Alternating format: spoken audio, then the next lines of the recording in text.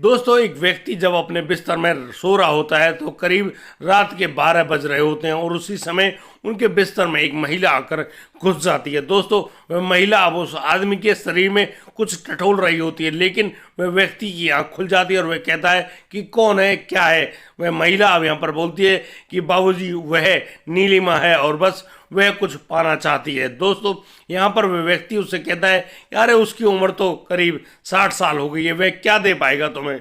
लेकिन दोस्तों, यहाँ पर वह नीलिमा अब अपने पल्लू में से खोलती है उन दवाइयों को और अब उस शक्तिवर्धक दवाई को उस अपने ससुर यानी कि ब्रजलाल को खिला देती है। दोस्तों, जैसे ही यहाँ पर ब्रजलाल उन दवाइयों को खाता है, उसके शरीर में वह उत्तेजना सी जन्म ले लेती है। और दोस्तों, फिर होता है यहाँ पर ऐसा भयानक कांड जिसे जानकर आप हैरान रह जाएंगे। अब तो उस बहू को आदत लग गई थी और वह बहू अब आए दिन यही काम किया करती थी, लेकिन एक दिन कुछ ज़्यादा मज़े पाने के लिए उसने अपने ससुर को वह जो दवाई है वह डबल डोज में कर दे दी। और दोस्तों, उसके बाद होता है एक भयानक कांड जिसे जानकर आप हैरान रह जाएंगे। दोस्तों, आप एक भी सेकंड की वीडियो को मिस ना करें, पूरी वीडियो को अवश्य देखें।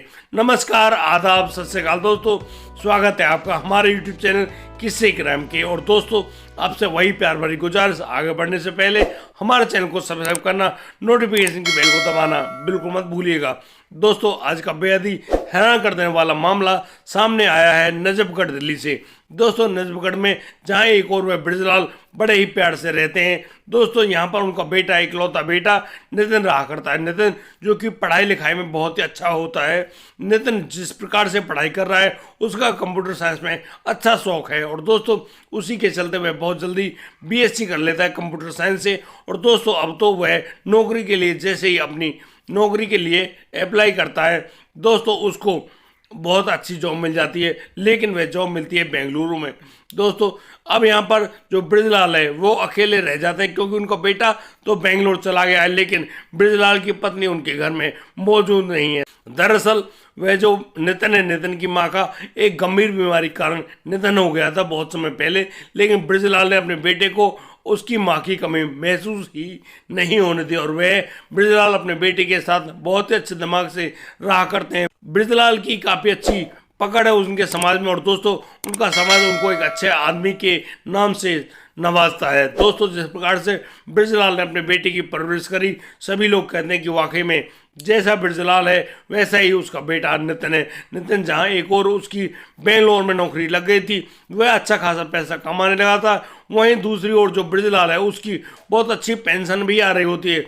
दरअसल जो ब्रजलाल होता है, ब्रजलाल कोल इंडिया में काम किया करते थे और दोस्तों जिस प्रकार से वहाँ पर काम करते हैं उनको एक अच्छी खासी जो पेंशन है वह भी मिला करती है। दोस्तों, यहाँ पर ब्रजलाल अकेले रहते हैं अपने घर में और उनका बेटा नितिन रहता है बेंगलोर में। दोस्तों, अब तो नितिन जवान तो हो ही गया था, अब उसके रिश्ते आने लगते हैं और दोस्तों यहाँ पर जो ब्रजलाल भी अपने जो सगे संबंधी हैं, यार रिश्तेदार हैं, उनसे कहता है कि भाई उसकी बेटा के लिए कोई अच्छी सी कोई बेटी हो तो ढूंढ कर ला कर दे दो। दोस्तों, यहाँ पर एक व्यक्ति द्वारा एक लड़की के बारे में मालूम चलता है उस ब्रजलाल को। दोस्तों, वह लड़की होती है नीलिमा। नीलिमा जो कि नजफगढ़ के दूसरे साइड में रहा करती है। दोस्तों, उनके हिसाब से अब नीलिमा का संबंध आ जाता है ब्रजलाल के घर पर और दोस्तों अब तो ब्रजलाल अपने उस नीलिमा को देखकर उस बेटे नितिन की शादी उसे तय कर देते हैं। नितिन भी बहुत खुश होता है और नितिन अब आ जाता है दिल्ली और दिल्ली में आने के बाद नीलिमा के साथ उसकी बड़ी खूबसूरत ढंग से शादी होती है। दोस्तों, उस शादी में काफ़ी अच्छा पैसा खर्च हुआ था दोनों तरफ से और दोस्तों वह नीलिमा अब नितिन की पत्नी बनकर उस घर में आ गई थी। और दोस्तों, अब तो यहाँ पर नितिन उस नीलिमा को पाकर बहुत ही ज़्यादा खुश था। दोस्तों, नीलिमा जो कि नए विचारों वाली लड़की, वह बहुत ही अच्छे प्यार ढंग से रहा करती है ब्रजलाल के घर में और ब्रजलाल की बड़ी अच्छे ढंग से सेवा किया करती है। ब्रजलाल भी बहुत खुश होते हैं क्योंकि उनके बेटे का बड़े ही अच्छे ढंग से घर बस गया था। दोस्तों, नितिन की शादी तो हो गई थी, अब नितिन को वापस ड्यूटी पर जाना होता है। वह अपनी पत्नी नीलिमा को अपने पिता के पास छोड़कर जाता है और सोचता है कि यहाँ पर नीलिमा उनके पिता ब्रजलाल के अच्छे ढंग से सेवा कर लेगी। और दोस्तों, नितिन चला जाता है बेंगलोर और वह वहाँ पर काम किया करता है, लेकिन दोस्तों अब यहाँ पर रह जाती है अकेली वह नीलिमा। नीलिमा कुछ दिन तो सही रहती है, लेकिन अब तो उसके पास लगातार फोन आने लगते हैं उनके मित्रों के। और दोस्तों उन दोस्तों के फोन आने पर एक दिन बड़े ही बुरी ढंग से यानी कि हिचकते हुए कहती है ब्रजलाल से कि बाबूजी क्या वे अपने दोस्त की उस जन्मदिन की पार्टी में जा सकती है। लेकिन यहाँ पर ब्रजलाल कहते हैं कि बेटा आज का समय अच्छा नहीं, ठीक है तुम जाना चाहती हो जा सकती हो, तुम खुद समझदार हो, लेकिन ज़्यादा लेट मत होना। दोस्तों यह बात कहकर अब नीलिमा वहाँ से चली जाती है अपने दोस्त के पास। और दोस्तों यहाँ पर उनके दोस्तों के यहाँ पर बहुत ही ज़बरदस्त पार्टियाँ चल रही होती है। और दोस्तों अब तो उस पार्टी में जहाँ शराब वगैरह चल रही है उसी प्रकार से अब वह नीलिमा भी उस शराब का सेवन कर लेती है। लेकिन दोस्तों जब वह रात को लौट कर आती है तो उसके पैर लड़खड़ा रहे होते हैं, वह ठीक ढंग से बोल भी नहीं पाती है। जैसे तैसे ब्रजलाल उस दरवाजे को खोलता और अपनी बहू को घर के अंदर करता है तो वह समझ जाता है कि हाँ उसकी जो बेटे की बहू यानी नीलिमा ने शराब पी हुई है। ब्रजलाल अब उस नीलिमा से कहता है कि बेटा जाओ कमरे में जाकर सो जाओ, यानी कि ब्रजलाल ने उसको कुछ भी नहीं कहा था। दोस्तों अब तो वह लड़की नीलिमा उस कमरे में जाकर सो जाती है, लेकिन उस नशे में वह शायद किसी चीज़ के लिए तड़प रही होती है। लेकिन दोस्तों अब तो ये पहला दिन जो था, अब तो उसके दोस्तों के बार बार फोन आने लगे थे और नीलिमा बहाने बनाकर उस घर से अक्सर निकल जाती थी, कभी किसी दोस्त का बर्थडे कभी किसी दोस्त का बर्थडे। लेकिन दोस्तों यहाँ ब्रजलाल भी अपने बेटे की बहू नीलिमा पर ज़्यादा बंदे से नहीं कस पाए थे, क्योंकि वो समझते थे कि हाँ उनका बेटा नितिन तो यहाँ पर रहता नहीं, शायद उनकी जो बहू है वह अपना वहाँ पर टाइम पास कर लेगी। जब कुछ दिनों तक यह सिलसिला चलता रहता है, अब ब्रजलाल एक दिन उस नीलिमा को टोक बैठते हैं और कहते हैं कि बेटा अब तो सबके जन्मदिन पूरे हो गए होंगे, अब तो वह काम करना छोड़ दो। तो यहाँ पर वह नीलिमा कहती है कि क्यों तुम पर क्या जोर पड़ता है। लेकिन दोस्तों यहाँ पर वह ब्रजलाल कहता है कि बेटा ऐसा है, नितिन के पैसों को इतना मत उड़ाओ कि तुम्हारे साथ कोई बड़ी समस्या पैदा हो जाए। लेकिन दोस्तों यहाँ पर जहाँ एक और नीलिमा उन पैसों को खर्च किए जा रही थी उसको ध्यान नहीं था कि नितिन के सारे पैसे खर्च भी हो गए। दोस्तों अब तो उस नीलिमा को कुछ ऐसी लत लग गई थी नशे की, वह अब लगातार उन पार्टियों में जाया करती और देर रात वहाँ से लौटा करती।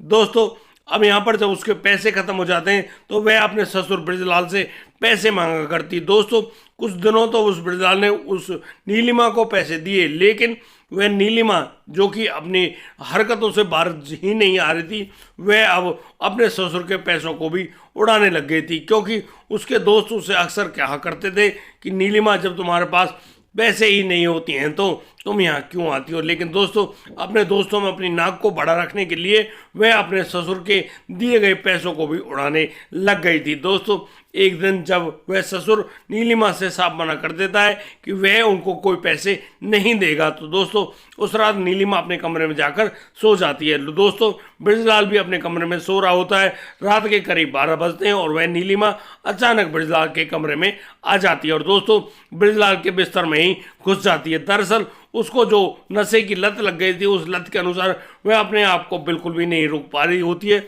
और वह ब्रजलाल के शरीर में शायद कुछ टटोलने लगती है। ब्रजलाल जब उसको डांटते हैं तो वह कहती है कि नहीं उसको पैसे चाहिए, उसको अपने शौक पूरे करने हैं और सुनो उन पैसों को देने की एवज में वो जो चाहे उसके साथ कर सकते हैं। उनकी पत्नी घर में मौजूद नहीं है, वो उसकी प्यास बुझाते हैं। दोस्तों नीलिमा जिन शब्दों को कहती है तो यहाँ पर जो ब्रजलाल है वो बिल्कुल भौचक्के रह जाते हैं। लेकिन दोस्तों वह जो नीलिमा है वह अब कुछ दवाइयाँ उस आदमी ब्रजलाल को खिलाती है और कहती है इन दवाइयों खा लो और फिर तुम बहुत ही ज़्यादा मज़े करने वाले हो।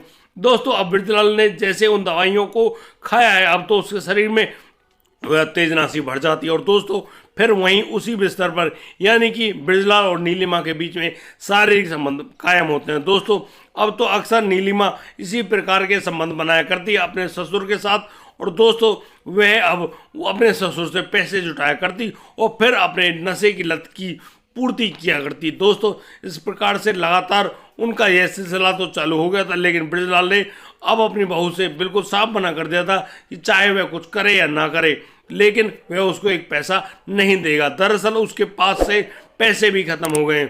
दोस्तों अब तो वह नीलिमा बहुत ही ज़्यादा परेशान थी और वह अब दुखी इस बात से भी थी कि उसके पास अब ज़्यादा कोई भी पैसे का स्रोत नहीं है जैसे उन पैसों को वह उठा पाए।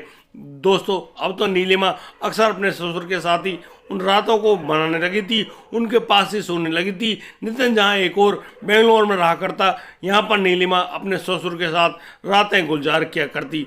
दोस्तों एक दिन की बात, वह अपने ससुर के साथ एक ऐसा काम करती है, वह अपने ससुर को वो शक्तिवर्धक दवाइयाँ डबल डोज में खिला देती है। दोस्तों जैसे वे दवाइयाँ जाती हैं उस व्यक्ति यानी ब्रजलाल के अंदर, अब वो तो अपना असर दिखाएंगी। दोस्तों अब ब्रजलाल बड़ा ही शक्तिशाली बनकर उस नीलिमा की ख्वाबों को पूरा करने में जुट जाता है। दोस्तों यहाँ पर जिस प्रकार से नीलिमा के साथ संबंध बनाए गए हैं, करीब 1-1.5 घंटे तक यह प्रक्रिया चल रही होती है। लेकिन दोस्तों अब यहाँ पर जो ब्रजलाल है वह बहुत ही ज़्यादा दुखी और परेशान होता है, लेकिन वह करे भी तो क्या करे, क्योंकि वह उस यानी कि नीलिमा के चंगुल में फंस गया था। लेकिन दोस्तों उस घर में जो रहने वाला मनीष था, जो कि बचपन से ही उनके घर में काम किया करता था, जो कि बिल्कुल अलग थलग सा रहता था उस घर में, अचानक वह मनीष उस पूरे हालात को देख लेता है। क्योंकि वहाँ उनके जब संबंध बन रहे थे उस समय ज़्यादा रात नहीं होती, करीब 10 ही बज रहे थे, और दोस्तों वहाँ पर बहुत तेज जो चिल्लाने की आवाज़ थी वो आ रही होती है। दोस्तों मनीष जैसे ही इस स्थिति को देखता है वह बहुत ज़्यादा दंग रह जाता है, लेकिन वह उस घर की बहू नीलिमा को ज़्यादा कुछ नहीं कह पाता है। दोस्तों अब ब्रजलाल जहाँ एक और अपने बिस्तर पर सो गए, नीलिमा अपने बेडरूम में जाकर सो गई है, और दोस्तों सुबह होती है और अब वह जो मनीष नाम का लड़का है वह उन ब्रजलाल के पास जाता है, उनको जगाने की कोशिश करता है, लेकिन वह ब्रजलाल जाग ही नहीं पाते हैं। दोस्तों अब नीलिमा को बुलाया जाता है और नीलिमा भी जब अपने ससुर को जगाने का प्रयास कर रही है तो लेकिन यहाँ पर उनका ससुर जाग ही नहीं पाता है। दरअसल वो उस दुनिया में ही नहीं रहे।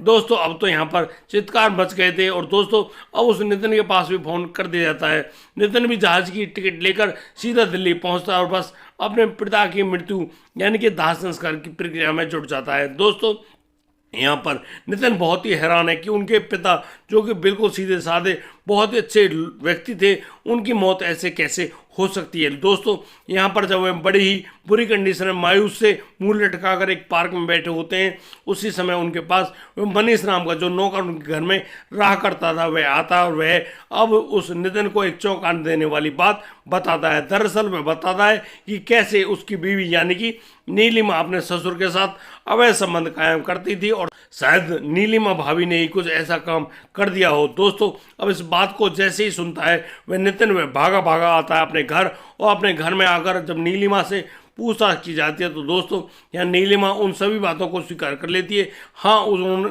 उसके द्वारा ही उसके ससुर के साथ इस प्रकार का कांड हो रहा था, और उस रात जब उसने डबल डोज दे दी थी उस रात उन दोनों ने बहुत भरपूर मजे लिए थे।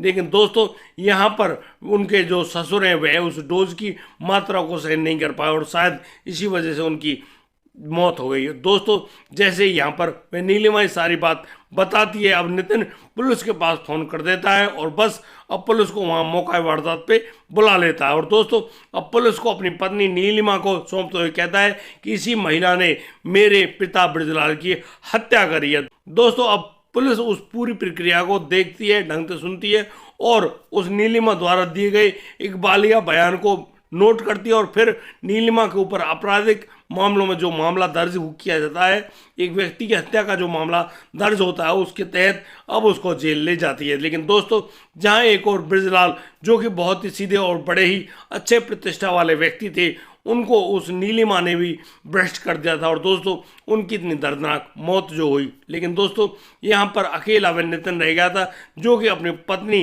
नीलिमा पर बहुत ही ज़्यादा भरोसा कर बैठा था। दोस्तों इतना अत्यधिक भरोसा करना भी ठीक नहीं, अपने परिवार पर भरपूर नज़र बनाकर रखिए। दोस्तों इस घटनाक्रम को सुनाने का उद्देश्य यह नहीं कि किसी का दिल दुखाया जाए, किसी को बेवजह परेशान किया जाए। दोस्तों आज के दौर में जिस प्रकार से इंसान अपने कदमों को इन गलत कार्यों में, अवैध संबंधों में बढ़ा रहा है, दोस्तों उनके परिणाम बहुत ही गलत होते हैं। दोस्तों किसी भी इस प्रकार की प्रक्रिया में जब आपके कदम बढ़ रहे हो तो शायद आपको भगवान का सहारा लेना चाहिए, और दोस्तों भगवान का सहारा ही लेना चाहिए, क्योंकि वही है जो आपको किसी भी गलत राह में जाने से रोक देंगे। दोस्तों आज के लिए सिर्फ इतना ही, और अब दीजिए मुझे इजाज़त। मिलता हूँ कल, लाता हूँ एक और नया सनसनीखेज मामला। तब तक के लिए आप बढ़िया रहें, बेहतरीन रहें, अपना और अपने परिवार का बखूबी ख्याल रखते रहें। जय हिंद, जय भारत।